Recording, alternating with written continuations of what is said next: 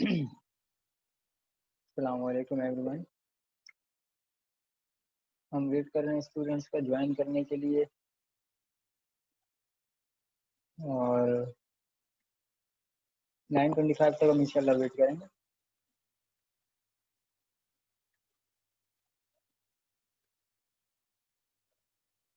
अच्छा अरीज इलियास, आप मेरे ख्याल से पाइथन की क्लास में भी हैं, मेरे ख्याल से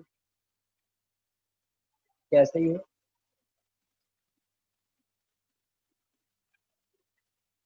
ठीक।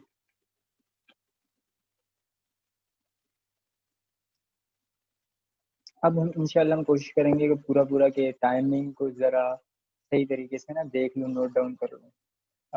पाइथन की क्लास में यही मसला हुआ कि आप लोगों के सवाल नहीं ले पाया, टाइम फ़ौरन ख़त्म हो गया।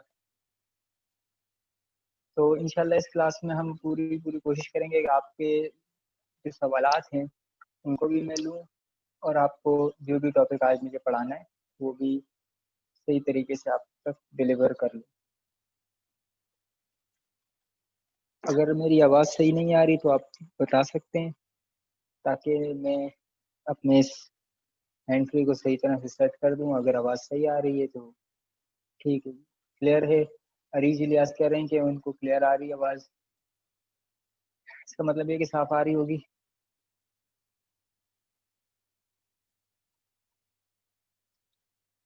अच्छा, आप दो हैं, अरीज और सारिम। आप ज़रा ये मुझे बता दें कि आप अपने कंप्यूटर्स पे बैठे हुए हैं या मोबाइल के ज़रिए क्लास ले रहे हैं?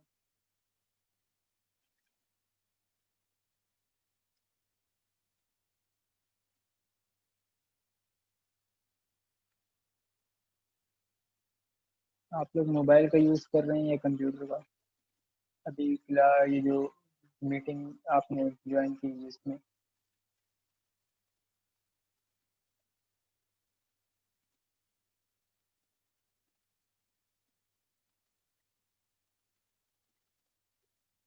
मोबाइल पर, तो आप लोग अपनी पूरी कोशिश करें। मोबाइल पीसी ठीक है। आप लोग अपनी पूरी कोशिश करें कि आप अपने कंप्यूटर के ज़रिए ज्वाइन करें, ठीक है? क्योंकि देखें, ये जो है ना, हम जो सीख रहे हैं, जो सीखना चाहते हैं, ये कोई लेक्चर्स नहीं है, आम लेक्चर्स नहीं है कि जो हम सुन लेंगे और हमें चीज़ें समझ आ जाएंगी और हम आगे उसको याद रख लेंगे। ये याद रखने की चीज़ नहीं है, बल्कि प्रोग्रामिंग एक इम्प्लीमेंटेशन की चीज़ होती है। आमतौर पे हम यही करते हैं गलती, कि हम इम्प्लीमेंटेशन की चीज़ को हम सिर्फ कोशिश करते हैं कि हम सुन कर ही उसको सीख लें, और फिर बाद में हमारे पास ये मसाइल पैदा होते हैं कि हम जो चीज़ हमने सीखी होती है उसे हम इम्प्लीमेंट नहीं कर पा रहे होते। उसकी जो मेन वजह होती है वो यही होती है कि जिस चीज़ को हमें जिस तरीके से सीखना होता है, हम उस तरीके से नहीं सीख रहे होते। अब ये यूनिवर्सिटीज़ के जो स्टूडेंट्स होते हैं, जो बहुत बेहतरीन प्रोग्रामर बन जाते हैं, वो क्यों बन जाते हैं? क्योंकि उनको उनके टीचर सबसे पहली बात तो उनके सामने खड़ा होता है, उनको चीज़ें समझा रहा होता है। दूसरी चीज़, हर एक के पास अपना अपना कंप्यूटर मौजूद होता है उस वक्त, और वो जो टीचर ने जो कुछ उन्हें सिखाया उसको खुद से इम्प्लीमेंट करके देखते हैं कि वाकई ये जो टीचर कह रहे हैं वाकई ये ऐसा है कि नहीं। खुद से वो कोशिश करते हैं, और जब आदमी खुद से कोशिश करता है तो फिर उसके बाद ही उसे नए आइडियाज आते हैं आगे बढ़ने का। मैं एक एग्जांपल दे देता हूँ अपनी। हम अपनी यूनिवर्सिटी में ऑब्जेक्ट ओरिएंटेड प्रोग्रामिंग, अगर आपने नाम सुना हो, उसका एक कोर्स होता है। उसमें हमें ना सी शार्प में विंडोज फॉर्म पे काम कराया जाता है। विंडोज फॉर्म मतलब ये जो हमारे पास जो विंडोज के सॉफ्टवेयर होते हैं ना, जितने भी, ये विंडोज फॉर्म पे बने होते हैं, यानी कि GUI बेस्ड जो उस पे काम हो रहा होता है। तो एक क्लास में, पहली या दूसरी क्लास थी मुझे याद नहीं है, उसमें हमारे टीचर ने हमें एक विंडोज फॉर्म पे एक छोटी सी फंक्शनैलिटी करके दिखाई कि उस पे एक बटन लगाया विंडोज फॉर्म पे, और उस बटन पे क्लिक करने के बाद एक मैसेज शो हो रहा था कि बटन इज क्लिक। ठीक है, बस ये छोटा सा एक प्रोग्राम उन्होंने बनाया, बना के हमें समझाया। तो हमें हमें हालांकि क्या चीज़ समझाई कि भाई आपने एक फॉर्म कैसे बनाना है, उसमें एक बटन कैसे रखना है, और उस बटन पे क्लिक करने पर क्या होता है, यानी कि उसका जो रिस्पॉन्स है हमें हम कैसे शो कर सकते हैं। तो इस चीज़ को सिर्फ सीखने के बाद, क्योंकि हर हफ्ते बाद हमारी क्लास होती है, जब नेक्स्ट हफ्ते अगले यानी कि क्लास में जब मैं अपनी क्लास में पहुंचा, उस वक्त मैं पूरा एक गेम बना चुका था उस पे, उसकी फंक्शनैलिटी पे, कि मैंने बहुत से, अगर आपने ये गेम खेला भी हो, कि मोबाइल पे भी होता है ये गेम, कि एक बटन, बहुत से वो बॉक्सेस होते हैं, एक बॉक्स पे क्लिक करो तो वो फ्लिप हो जाता है, उस पे एक फ्रूट शो होता है, फिर दूसरे बॉक्स पे क्लिक करो वो भी फ्लिप होता है, उस पे भी फ्रूट शो होता है, अगर दोनों फ्रूट्स मैच कर रहे होते हैं तो हमें एक पॉइंट मिलता है। आपने अगर ये गेम खेला होगा तो आपको पता होगा। तो इस तरह का मैंने गेम पूरा बना दिया था 1 हफ्ते के अंदर। इसका मतलब ये है कि आप जो कुछ सीखते हैं ना, जब आप उसको खुद से इम्प्लीमेंट करते हैं तो आपके अंदर, आपके दिमाग में नए नए आइडियाज पैदा होते हैं, और जब आपके दिमाग में नए आइडियाज पैदा होते हैं उसके बाद ही आप कुछ नया सीखते हैं। ठीक है, तो हमने जो वेट करना था वेट कर लिया है, 9:30 हो चुके हैं। आप दो ही मौजूद हैं, मगर चाहे एक भी मौजूद हो, अगर वो सीखना चाहेगा तो इंशाल्लाह हम उसे सिखाएंगे, और जितना भी हमारा टाइम है, वो जितना भी एफर्ट है, हम पूरी लगाऊंगा मैं। तो हम आते हैं अपने कोर्स की तरफ। देखें, पिछली क्लास में मैंने आपको बताया था कि आप, हाँ, सॉफ्टवेयर कौन से इंस्टॉल करने, यही मैंने पिछली क्लास में तमाम बातें डिटेल से बता दी थी। अगर आपने नहीं सुनी तो हमने वीडियो अपलोड की हुई है यूट्यूब पे, पूरी एक प्ले लिस्ट है जिसमें हम वीडियोज अपलोड करते रहेंगे। ये जो स्क्रीन, ये जो अभी हम ये जो इंट्रैक्शन कर रहे हैं, जो क्लास चल रही है, इसकी भी वीडियो अपलोड हो जाएगी। तो पिछली क्लास की लेक्चर नंबर 1 की आप वीडियो देखें, आपको समझ आ जाएगी। वैसे भी मैं अभी भी बताने ही वाला था, आपको सिर्फ एक ही सॉफ्टवेयर चाहिए पीएचपी सीखने के लिए, और वो है जैम्प। ठीक है, XAMPP जैम्प नाम का सॉफ्टवेयर है। ये एक सर्वर है, जो ये एक सर्वर क्रिएट कर देता है हमारे पीएचपी के लिए। क्योंकि पीएचपी जो लैंग्वेज है, उसका असल काम क्या है, वेब एप्लीकेशंस बनाना। ठीक है, तो जैम्प जो है वो डायरेक्ट फिर हमारे ब्राउजर पे चलता है, हमें एक पोर्ट प्रोवाइड कर देता है। पिछली क्लास में हमने इसको, सर्वर को स्टार्ट करने के बाद हमने एक छोटा सा पीएचपी का कोड भी करके देखा था कि वाकई हमारा जो जैम्प का सर्वर है सही चल रहा है या नहीं।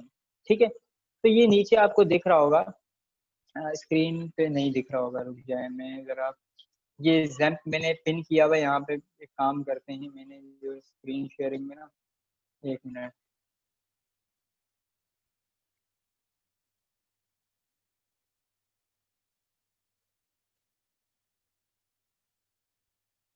अच्छा, आपको अब शो हो रहा होगा कि नीचे मैंने जैम्प को पिन किया हुआ है, यहाँ पे देखें। ये है जैम्प का सॉफ्टवेयर, इसको मैं ओपन कर देता हूँ। तो यहाँ पर हमारे पास जैम्प आ गया, ये। तो जब मैंने इसको ओपन किया, यहाँ पे मेरे पास बहुत से ऑप्शन हैं, स्टार्ट स्टार्ट स्टार्ट के कुछ बटन हैं। यहाँ पे ऑप्शन है अपाची। अपाची को आपने स्टार्ट करना है, माई सीक्वल को। तो पिछली क्लास में मैंने आपको बताया था कि जब भी आप पीएचपी के कोड को, प्रोग्राम को या वेब ऐप को जब आप टेस्ट करेंगे, तो आपको ये सर्वर ऑन करना पड़ेगा। इसको मैं स्टार्ट पे क्लिक कर देता हूँ, थोड़ी देर में स्टार्ट हो जाएगा। कैसे पता लगेगा, ये स्टॉप का ऑप्शन आ गया अब, यानी कि ये स्टार्ट हो चुका है। और यहाँ पे पोर्ट नंबर भी दिखा रहा है, पोर्ट नंबर 80 और 443 पर ये सर्वर चल रहा है। ठीक है, और पिछली क्लास में मैंने आपको एक और बात भी बताई थी कि जब आप इस जैप के सॉफ्टवेयर को इंस्टॉल करेंगे, तो यहाँ पे मैं आप फाइल में आया, मेरे पास माय कंप्यूटर में मैं जब आया, सी ड्राइव के अंदर मैंने जैम्प को इंस्टॉल किया था। सी ड्राइव के अंदर यहाँ पे जैम्प का मेरा फोल्डर बना हुआ है, इसमें मैं जाऊंगा और इसके अंदर एच टी डॉक्स के नाम से जो फोल्डर है, इसमें जाऊंगा। ठीक है, तो इसके अंदर अगर मैं आपको दिखाऊं, ये बहुत से फोल्डर्स और फाइल्स हैं। एच टी डॉक्स के फोल्डर के अंदर अभी मैं हूँ। तो यहाँ पर हमने अपना कोड, यानी अपनी एक फाइल क्रिएट करनी है, या आपने एक पूरा प्रोजेक्ट क्रिएट करना। प्रोजेक्ट मतलब एक फोल्डर आपने बना लेना है। अगर डायरेक्ट एक फाइल पे काम शुरू करना है तो आप फाइल क्रिएट कर दें। मैंने एक प्रोजेक्ट बनाया था, माय वेबसाइट के नाम से एक फोल्डर बनाया था। ठीक है, इस पे जब मैं डबल क्लिक कर रहा हूँ तो यहाँ पे एक इंडेक्स के नाम से एक मैंने पीएचपी की फाइल बनाई थी। तो ये इंडेक्स की फाइल जो है, ये आपने, इस पे अभी हम काम करेंगे। तो इधर वापस आता हूँ मैं, माय वेबसाइट पे ये फोल्डर है। ठीक है, ये कहाँ मैंने बनाया, एच टी डॉक्स के फोल्डर के अंदर। अब मैं चाह रहा हूँ कि मैं इसके अंदर जितने भी फाइल्स हैं उनको एक कोड एडिटर में मैं ले आऊँ। तो उसके लिए मैंने क्या किया, वीएस कोड को मैंने अपना चलाया। ये वीएस कोड मेरे पास मौजूद है। ठीक है, तो वीएस कोड में जरा स्क्रीन को थोड़ा ऊपर कर देता हूँ ताकि, अच्छा, ये वीएस कोड है। इसमें मैं जितना, मेरा एक फोल्डर अभी ओपन है, मैं इसको जरा क्लोज कर देता हूँ ताकि आप लोगों को ना दोबारा समझा दूं। मैं इसको अच्छा, इसको क्लोज नहीं करता, बल्कि मैं क्या कर रहा हूँ, मैं अपने इस फोल्डर पे वापस आया। मैंने क्या करना है, सिंपली देखें, इस फोल्डर को ड्रैग किया, खाली क्लिक दबाए रखा और ड्रैग करके VS कोड में ड्रॉप करूंगा। ड्रैग ड्रॉप जब मैं करूंगा किसी भी फोल्डर को, तो वो एज अ प्रोजेक्ट मेरे VS कोड में ओपन हो जाएगा। ठीक है, जैसे कि ये एज अ प्रोजेक्ट मेरा ओपन हो चुका है। मैं इसको दोबारा क्लोज करके ना आपको, ये फाइल क्लोज क्यों नहीं हो रही,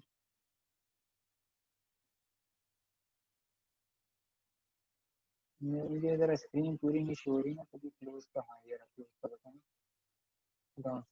ठीक है, तो ये हमारे पास VS कोड है।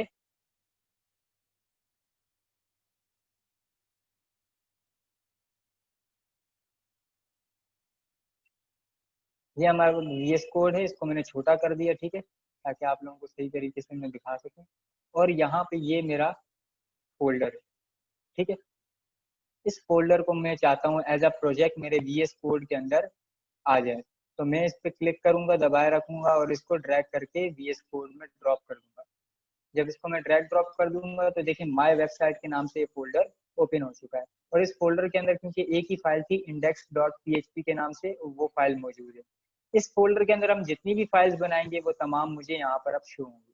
ठीक है, तो आपको इसके लिए XAMPP को इंस्टॉल करना है और VS कोड चाहिए। इसके अलावा भी आप कोई भी कोड एडिटर यूज कर सकते हैं, VS कोड जरूरी नहीं है। ठीक है, कोई भी कोड एडिटर जो आपको आसान लगे, आपको अच्छा लगे, आप यूज कर सकते हैं, जिसमें आप कोड कर सके। ठीक है, तो मैं इंडेक्स की फाइल को ओपन कर देता हूँ। आज की क्लास में हमने क्या समझना है, आज की क्लास में सबसे पहले तो मैं आपको ये बताऊंगा कि सर्वर साइड लैंग्वेज और क्लाइंट साइड लैंग्वेज में क्या फर्क होता है। पिछली क्लास में मैंने आपको बताया था कि फ्रंट एंड डेवलपमेंट क्या होती है और बैक एंड डेवलपमेंट क्या होती है।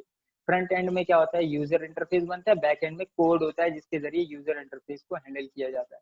ठीक है, अब मैं आपको बताता हूँ सर्वर साइड लैंग्वेज में और क्लाइंट साइड लैंग्वेज में क्या फर्क है। ये जो PHP जो लैंग्वेज है, ये सर्वर साइड पे, यानी कि सर्वर पे चलती है। क्लाइंट को कुछ पता ही नहीं होता कि बैक एंड पे कोड क्या हो रहा है, मतलब काम कैसे। ठीक है, तो मैं आपको समझाऊंगा। PHP एक सर्वर साइड लैंग्वेज है। और क्लाइंट साइड लैंग्वेज की अगर हम बात करें तो जावा स्क्रिप्ट, आपने अगर नाम सुना हो, जो HTML CSS के साथ बहुत ज्यादा एक्सटेंसिवली यूज होती है। जावा स्क्रिप्ट क्लाइंट साइड लैंग्वेज है। अब जरा मैं आपको यहाँ पे दिखाता हूँ। मैं यहाँ पे बॉडी के अंदर, मैं इसको पूरा डिलीट कर दूंगा, ये सब कुछ हटा देता हूँ। आपको आपको ये तो बेसिक चीज पता होनी चाहिए। अगर आप PHP सीख रहे हैं तो आपको HTML का तो कम से कम पता होना चाहिए। ठीक है, तो मैं ये मान के चल रहा हूँ कि आपको HTML पता है कि क्या होता है। ठीक है, HTML hyper text markup language. इसमें हमारे पास देखें, मैंने HTML का पूरा एक वो टेम्पलेट बना दिया है। अब इस बॉडी के अंदर जो भी मैंने कोड करना है वो मैं करूंगा। ये एक वेब पेज है। ठीक है, अगर आपको HTML का नहीं पता तो आपको खुद से ये सीखना पड़ेगा, क्योंकि अगर आप PHP सीखने आए हैं तो आप वेब एप्लीकेशन डेवलपमेंट सीखने आए हैं, तो उसके लिए आपको ये चीज तो कम से कम पहले से पता होनी चाहिए। अब इसके अंदर मैं स्क्रिप्ट का एक टैग डाल रहा हूँ, स्क्रिप्ट। ठीक है, ये जो स्क्रिप्ट के जो टैग्स हैं, इसके अंदर हमारी जावा स्क्रिप्ट का कोड आता है। ठीक है, यहाँ पे मैं कमेंट करके लिख लेता हूँ कि जावा स्क्रिप्ट कोड गोज हेयर। ठीक है, स्क्रिप्ट के टैग्स के अंदर अब PHP का कोड किस तरह हम डालते हैं, मैंने आपको पिछली क्लास में बताया था। Tag open, question mark, PHP। ठीक है, फिर क्वेश्चन मार्क और टैग टैग क्लोज, और ये दूसरे क्वेश्चन मार्क के दरमियान में आके आपने एंटर दबाना। ठीक है, ये हमारा तरीकाकार है। जरा मैं इसको जूम इन कर देता हूँ, आपको जरा शो हो जाए सही तरीके से। ठीक है, तो ये है जावास्क्रिप्ट के लिए एरिया कोड करने का, और ये है PHP का एरिया कोड करने का। यहाँ पे मैं लिख लेता हूँ PHP कोड गोज हेयर। अच्छा, ये जो है ये कमेंट्स हैं। ठीक है, ये कंपाइल नहीं होते। ये जो ये डबल फॉरवर्ड स्लैश है, ये कमेंट ग्रीन कलर में आपको शो हो रहा होगा। ये कमेंट है जो हम यूजर की आसानी के लिए लिखते हैं जब हम कोई भी कोड करते हैं, हम दूसरे प्रोग्रामर की आसानी के लिए, ताकि कल को कोई दूसरा प्रोग्रामर मेरा कोड देखे तो उसे समझ आए कि ये यहाँ फला जगह पे इसने क्या काम किया है। हम कमेंट्स के जरिए समझाते हैं। ठीक है, यहाँ पे मैं कमेंट के जरिए समझा रहा हूँ कि PHP का कोड यहाँ आएगा और जावास्क्रिप्ट का कोड यहाँ आएगा स्क्रिप्ट के टैग के अंदर। ये क्लाइंट साइड लैंग्वेज है और PHP सर्वर साइड। अभी आपको फर्क पता लग जाएगा कैसे। मैंने जावास्क्रिप्ट में मैं क्या करूँगा, एक मैं एक फंक्शन में कॉल करता हूँ। मैं आपको बताता हूँ, जैसे कि मिसाल के तौर पर क्या नाम है उस फंक्शन का। जावास्क्रिप्ट इतनी ज़्यादा वैसे मैंने यूज़ की नहीं है, तो बल्कि जावास्क्रिप्ट पे काम ही नहीं किया। पीएचपी का मैं पहले लिख लेता हूँ इको। इको यहाँ पे मैं लिख लेता हूँ माय वेबसाइट। ठीक है, माय वेबसाइट। इको एक एक कीवर्ड है पीएचपी में, और उसके आगे जब भी हम कोई चीज प्रोवाइड करते हैं वो प्रिंट हो जाती है, हमारे वेब पेज पे शो हो जाती है। ठीक है, तो इको के जरिए मैं क्या शो करना चाह रहा हूँ, माय वेबसाइट, बस ये नाम। ठीक है, अब उसी की तरह यही काम मैं जावास्क्रिप्ट में भी कर देता हूँ। अब मुझे वो फंक्शन याद नहीं आ रहा जिसके जरिए हम प्रिंट करते हैं, डीबग प्रिंट।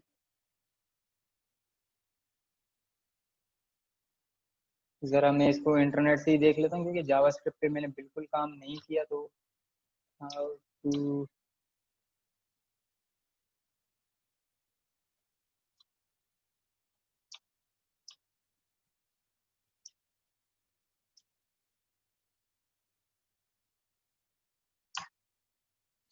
ओके,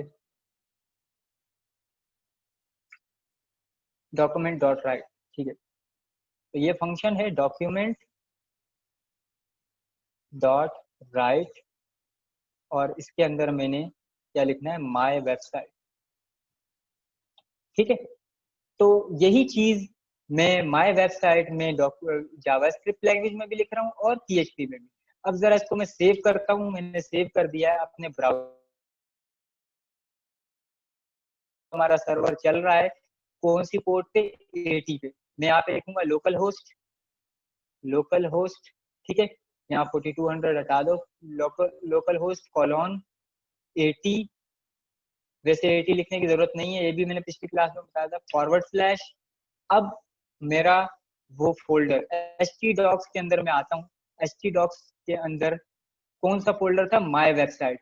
और माय वेबसाइट फोल्डर के अंदर इंडेक्स की का पेज है जिसको मैंने अभी यूज करना है, अभी शो करना है।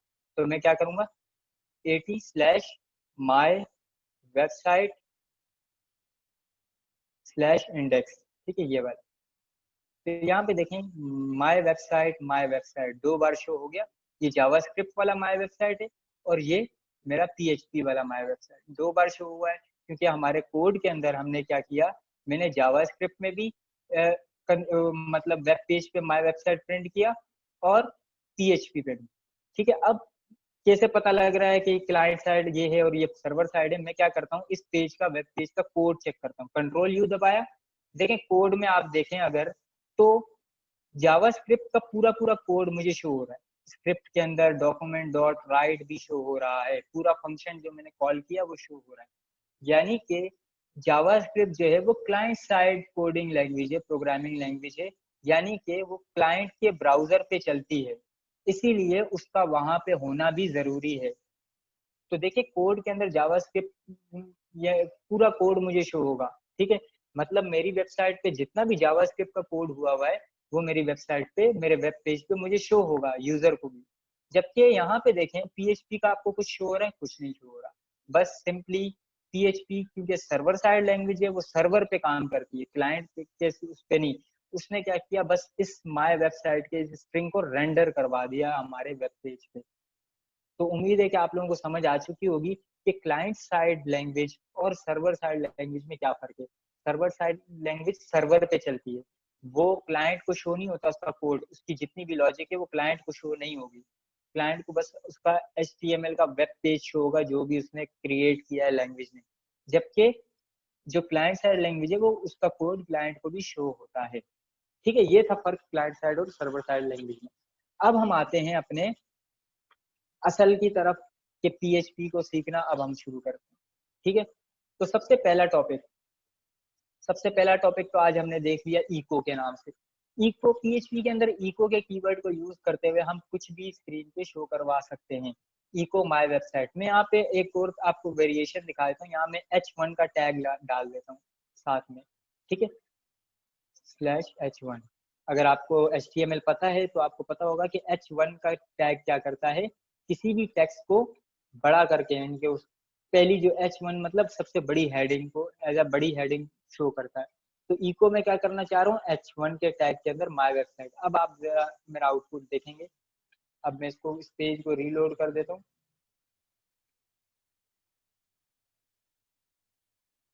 इस पेज को जब मैं रीलोड करूंगा तो देखें माय वेबसाइट हेडिंग 1 में शो हो रही है। जरा मैं इसको कुछ चेंज कर देता हूँ, यहाँ पे लिख लेता हूँ हेडिंग 1, इको हेडिंग 1। अब मैं जरा इको को 2-3 बार मैं कॉल कर देता हूँ, 4 बार के टैग को यूज करते हुए इको करवा देता हूँ टेक्स्ट। और यहाँ पे h3 के टैग को यूज करते हुए, अगर आपको HTML आती है तो आपको ये सब कुछ पता होगा मैं क्या कर रहा हूँ, ठीक है। H2 के टैग के अंदर मैं लिख लेता हूँ दिस इज हेडिंग 2, H3 के टैग के अंदर हेडिंग 3 और H4 के टैग के अंदर हेडिंग 4। इसको मैंने सेव किया, Ctrl+S दबाया, वापस अपने ब्राउजर पे आया और इस पेज को वापस रीलोड किया। तो आप देख सकते हैं ये हेडिंग 1 है, ये हेडिंग 2 है, उससे छोटी हेडिंग 3 और उससे भी छोटी हेडिंग 4, ठीक है। तो ये चारों हेडिंग्स मेरी प्रिंट हुई। आप देख सकते हैं हेडिंग 1 सबसे बड़ी है और हेडिंग 4 उससे सबसे छोटी। H1 से लेकर H6 के टैग्स हमारे पास मौजूद है HTML के अंदर, ठीक है। तो ये हमारा वेब पेज क्रिएट हो गया। यानी कि इको का ऐसा फंक्शन है जिसके अंदर हम किसी भी टैग को, HTML के टैग को भी रेंडर कर सकते हैं। एक और एग्जांपल दे देता हूँ। यहाँ पे मैं एक बटन क्रिएट करता हूँ, इको में कर रहा हूँ इको, यहाँ पे बटन का टैग को यूज करते हैं बटन, ठीक है। और यहाँ पे बटन का क्लोजिंग टैग, और यहाँ पे मैं इसको बटन के अंदर लिख लेता हूँ टेक्स्ट क्लिक मी।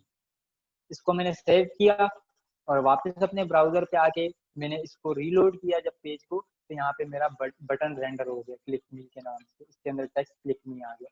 यानी कि इको के इस कीवर्ड के जरिए आप पूरा पूरा वेब पेज भी डिजाइन कर सकते हैं, मगर जरूरी नहीं है इको के जरिए आप डिजाइन करें, आपके पास और भी बहुत से तरीके मौजूद हैं, ठीक है। तो ये था हमारा सबसे पहला कीवर्ड जो हमारे PHP लैंग्वेज के अंदर यूज होता है, ठीक है। अब जरा मैं वापस इस पे आता हूँ और इसको जरा इसका कोड, इस वेब पेज का कोड अगर मैं देखूं तो यहाँ पे देखें H1 का टैग बन गया, H2 का टैग बन गया, H3 का, H4 का, और ये बटन भी बन गया। यानी कि HTML पूरा रेंडर करके दिया हमारे PHP ने। और PHP का कोड यहाँ पे बिल्कुल भी शो नहीं हो रहा, हालांकि यहाँ पे हमने PHP का कोड किया हुआ है, मगर ब्राउजर पे मेरे PHP का कोड शो नहीं हो रहा। क्यों? क्योंकि PHP एक सर्वर साइड लैंग्वेज है जो सर्वर पे ही काम करती है, क्लाइंट को नहीं पता होता कि बैक एंड में क्या कोड हुआ हुआ है वेबसाइट में, इसकी डेवलपमेंट में, ठीक है। तो ये था हमारा सबसे पहला इको का कीवर्ड। अब हम आते हैं वेरिएबल्स। आप सबको पता है किसी भी प्रोग्रामिंग लैंग्वेज में वेरिएबल्स का इस्तेमाल होता है। वेरिएबल क्या होता है? वेरिएबल एक कंटेनर होता है या एक बॉक्स, इसे हम कह सकते हैं, एक बॉक्स जिसके अंदर हम कुछ रखते हैं, ठीक है। हम स्टोर करते हैं ताकि हम उसको बाद में भी इस्तेमाल कर सकें, ठीक है।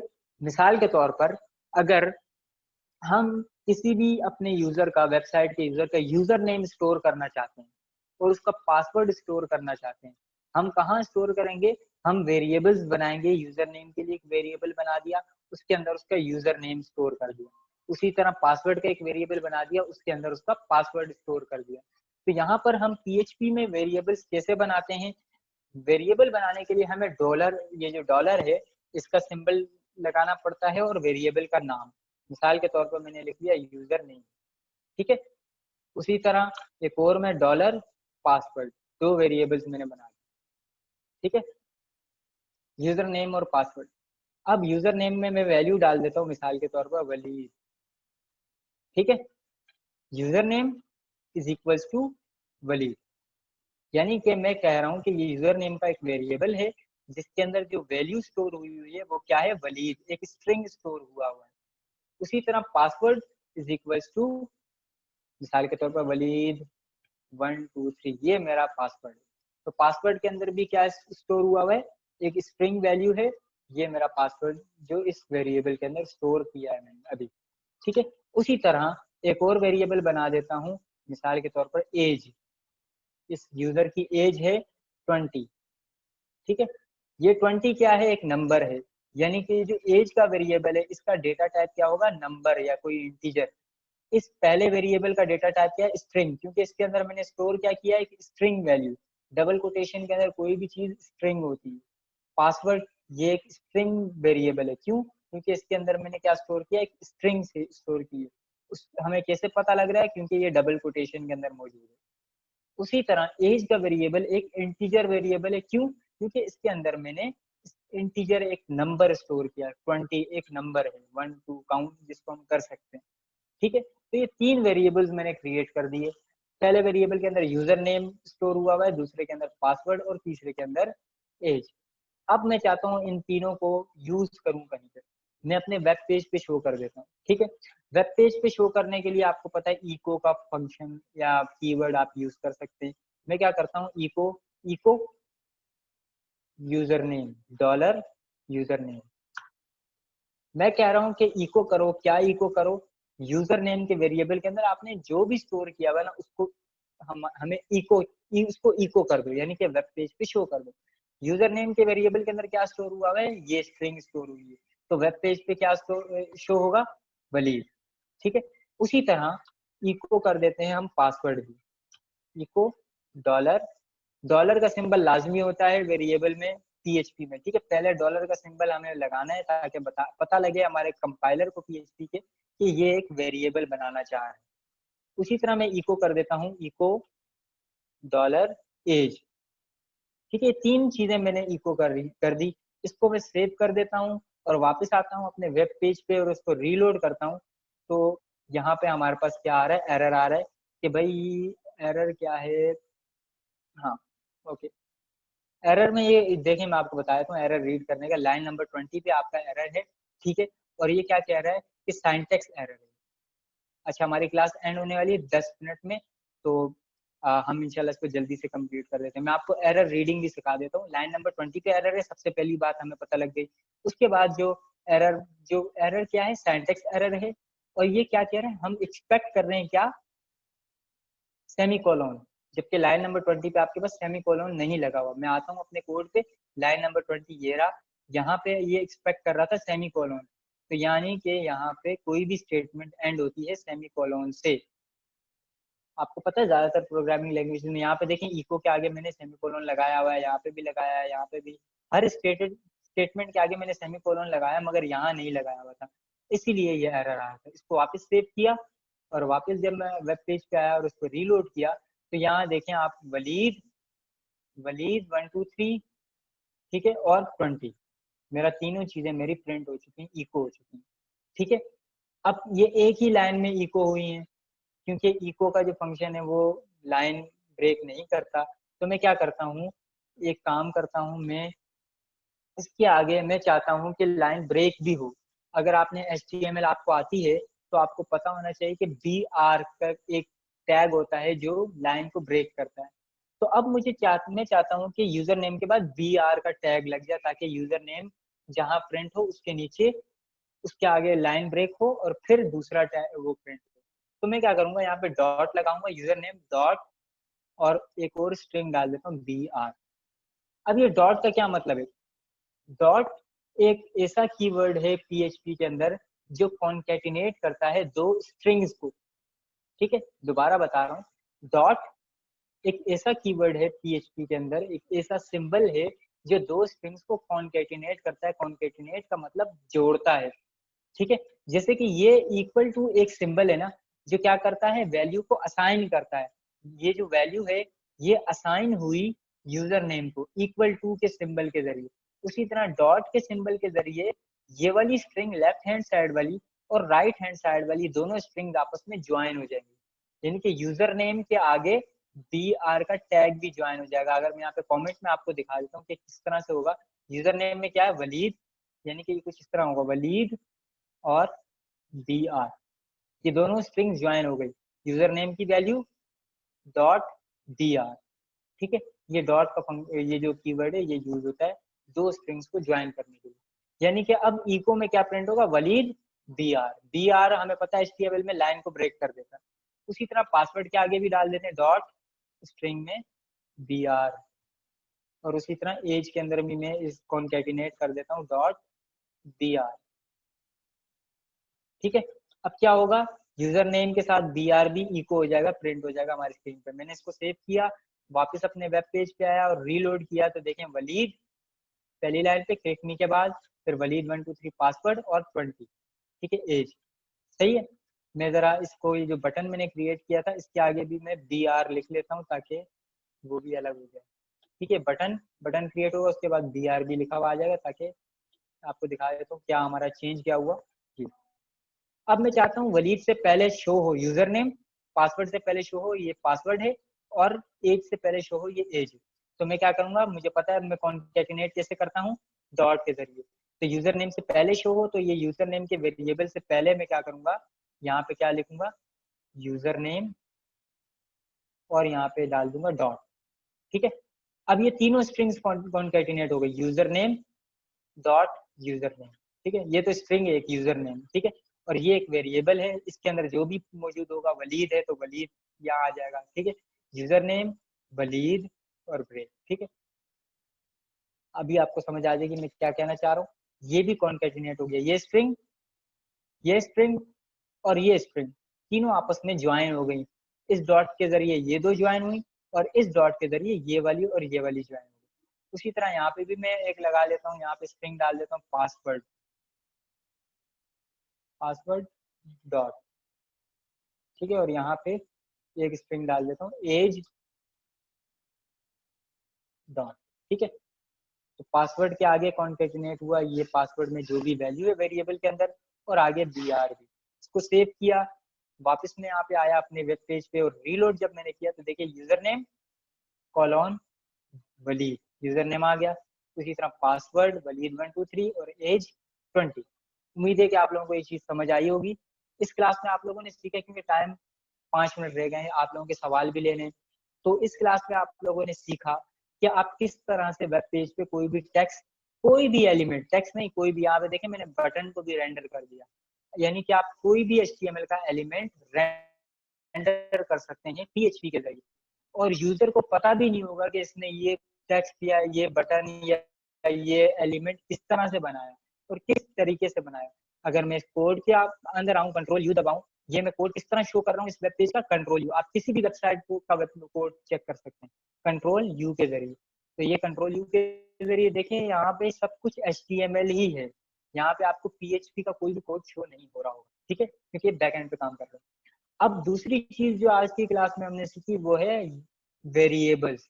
आप किस तरह से वेरिएबल्स क्रिएट करते हैं और उनके डेटा टाइप्स का आपको कैसे पता लगता है, कैसे पता लगता है, उसके आगे वैल्यू से। ठीक है, क्योंकि यूजर नेम के अंदर स्ट्रिंग वैल्यू है तो ये स्ट्रिंग डेटा टाइप, एज के अंदर नंबर है तो ये इंटीजर डेटा टाइप है इसका। ठीक है, अब आपका जो भी सवाल है आप मुझसे पूछें, आपके सवालों के जवाब दूंगा। अगर आप अपने वो ऑन करना चाहते हैं अपने माइक, तो माइक ऑन करने के लिए मुझे रिक्वेस्ट करें, मैं माइक ऑन कर दूंगा। अगर आप ये अपने चैट के जरिए कुछ पूछना चाहते हैं तो मैं चैट के जरिए जवाब दूंगा। अगर किसी को कोई सवाल नहीं है तो नो लिख ले ताकि मुझे पता लगे।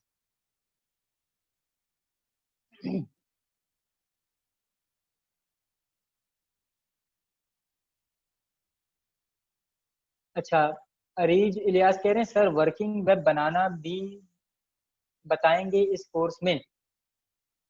देखें, ये जो कोर्स है हमारा प्रॉपर फंडामेंटल्स ऑफ PHP, यानी कि PHP जो लैंग्वेज है ना उसके फंडामेंटल सीखने का, हमारा सारा ध्यान PHP लैंग्वेज को सीखने में होगा। ठीक है, मैं आपको बता दूंगा कि ये PHP लैंग्वेज सीखने के बाद आप किस तरह से बहुत ही बेहतरीन बेहतरीन वेबसाइट बना सकते हैं। आपको डिजाइन भी नहीं करनी पड़ेगी वेबसाइट, आप इंटरनेट पे जाएं, वेबसाइट का पूरा टेम्पलेट उठा के डाउनलोड करें और उस टेम्पलेट के बैक एंड पे PHP का कोड लिख लें, सिंपल।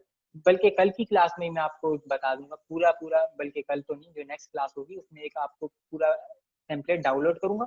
ठीक है, कोड को आपने नहीं देखना कि क्या कर रहा हूँ मैं, ताकि आपके अंदर इंटरेस्ट पैदा हो इस कोर्स का कि आप किस तरह से PHP अगर आपको आ गई तो आप किस तरह से बगैर किसी वेबसाइट को डिजाइन किए हुए इंटरनेट से डिजाइन वेबसाइट उठाई, बैक एंड पे PHP का कोड किया और बड़ी बेहतरीन वेब ऐप बना दी। ठीक है, वो इंशाल्लाह मैं नेक्स्ट क्लास में नेक्स्ट लेक्चर में आपको बताऊंगा। आप अगर वहाँ तब मौजूद होंगे तो इंशाल्लाह आपको समझ आ जाएगी कि आप कितने आसानी से बहुत ही बेहतरीन डिजाइन की वेबसाइट बना सकते हैं पीएचपी के जरिए। बस आपको पीएचपी आनी चाहिए। ये वेबसाइट डिजाइनिंग को छोड़ें, वो आपका अलग तरीका है, वो आप बिल्कुल अलग है साइड पे इससे, ठीक है। वो तो आप इंटरनेट से भी वो उठा सकते हैं अपना टेम्पलेट, हजारों की तादाद में मिलेंगे। असल चीज होती है लॉजिक कैसे, मतलब बैक एंड की लॉजिक हम कैसे लगाएं, उसके लिए आपको पीएचपी आनी चाहिए या और कोई लैंग्वेज आनी चाहिए सर्वर साइड। तो हम सीख रहे हैं पीएचपी, इसलिए हमारा ज्यादातर ध्यान किस पे होगा, पीएचपी के कोड, पीएचपी का कोड कैसे करते हैं वो सीखना है, ठीक है। अब सारे में आपका सवाल सर वो करेक्टर पर सिंगल कॉमा आता है।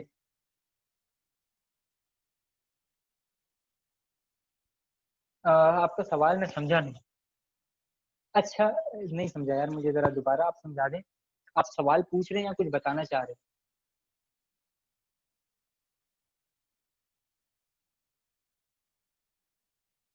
हाँ, इनका सवाल है सर लारावेल पर काम करना भी आएगा, आ जाएगा, और वर्डप्रेस के प्लगइन एडिट करना बताएंगे।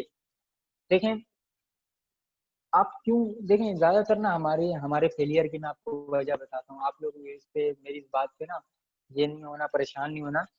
देखें, हमारे फेलियर की सबसे बड़ी वजह ये है कि हम हमेशा पूरी हम कोशिश करते हैं कि हम तेजी से आगे बढ़ जाएं, बड़ी तेजी से हम बड़े बड़े कदम रखते हैं ना, आगे पहुंच जाए। और इसी वजह से ना हम फेल हो जाते हैं हमेशा। यकीन माने, मैंने आज जो लैंग्वेजेस प्रोग्रामिंग वगैरह जो भी सीखी है ना, आप नहीं जानते मैंने कितनी मेहनत करके किताबें, आपको तो मैं लाइव खुद सिखा रहा हूँ ना। आपका कोई सवाल होगा तो मैं आपके सवाल का जवाब दूंगा। मैंने मोटी मोटी 400 400 500 500 पेजेस की किताबें पढ़ पढ़ के मैंने सब कुछ सीखा है। आप सोचें जरा, इस जमाने में लोग किताबें पढ़ता है कोई लैंग्वेज सीखने के लिए? तो आपको एफर्ट करनी पड़ेगी। आप किसी चीज को बहुत ज्यादा स्ट्रॉन्ग सीखना चाहते हैं तो आपको एफर्ट चाहिए, अपना टाइम देना है। ये जो मैं छोटी छोटी चीजें आप